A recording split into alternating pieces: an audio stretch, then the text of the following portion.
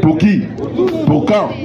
Exploitation, travail illégal, à Chronopost, à TPD, patron voyou, la préfecture, les rendez-vous, via demain, après il n'y a rien, des OQTF, des IRTF, sans rétention, les cas par cas, vive la régularisation.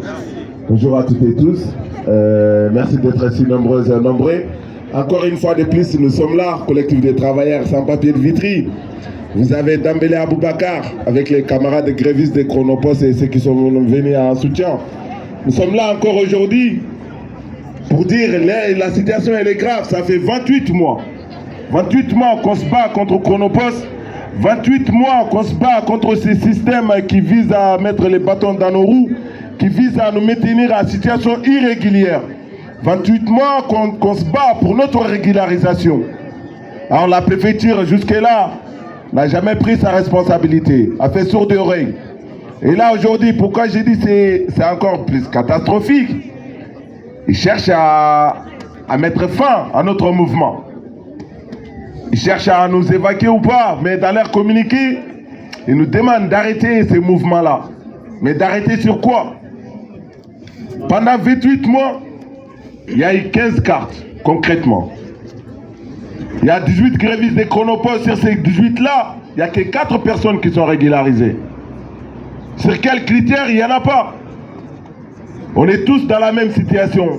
Parmi les 18, il n'y a personne qui avait ni CERFA ni attestation de concordance. Pourquoi régulariser 4 et pas les restes des 14?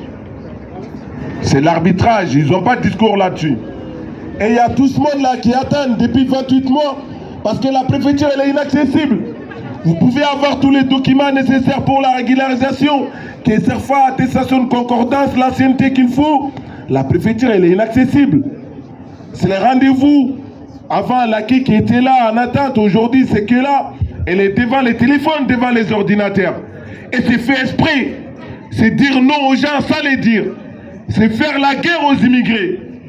Aujourd'hui nous sommes là pour dire, ailleurs dans certaines préfectures, ça marche entre guillemets un peu mieux.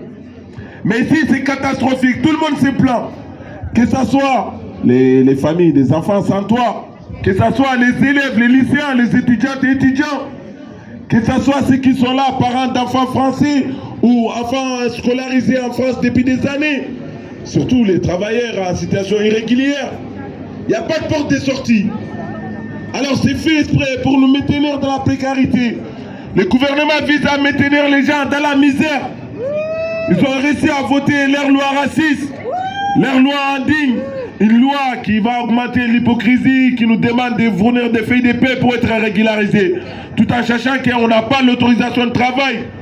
C'est pour ça que nous on dit que c'est une loi hypocrite, c'est le début de l'hypocrisie. Alors nous demandons aujourd'hui à Madame la préfète, Madame Sophie Thibault, de regarder la situation en face, de faire face à ses responsabilités, de prendre sa responsabilité en régularisant l'ensemble des occupants des piquets de grève, de prendre sa responsabilité en donnant un toit aux enfants qui sont dans le Val-des-Marnes, de donner un moyen aux étudiants, aux lycéens, de leur donner un moyen pour que tout le monde ait un prof. Donc c'est ça nous demandons. Nous savons bien évidemment qu'il y a des lycéens et lycéennes qui ont des OQTF. Et ça, des fois, c'est par les contrôles aux faciès. Hein. Les policiers, ils arrêtent les gens en sortant des gares et ils les amènent au commissariat et sortent avec une OQTF. Alors la lutte, camarades, la lutte continue. On ne lâchera rien. De toute façon, on ne va jamais perdre. Soit on gagne, soit on apprend. Alors moi, je tiens avant de terminer, saluer le courage des camarades qui ont tenu pendant 28 mois. Avec le froid, la neige, la pluie, la canicule, ils ont tenu. Et jusque-là, ils tiennent encore. Nos camarades tiennent encore bon. Nous serons ensemble jusqu'au bout du tunnel. On ne lâchera rien. Nous faisons ensemble les jeunes dans la galère, les vieux dans la misère, des travailleurs précaires. Et cette société-là. Merci camarades, vive la régularisation.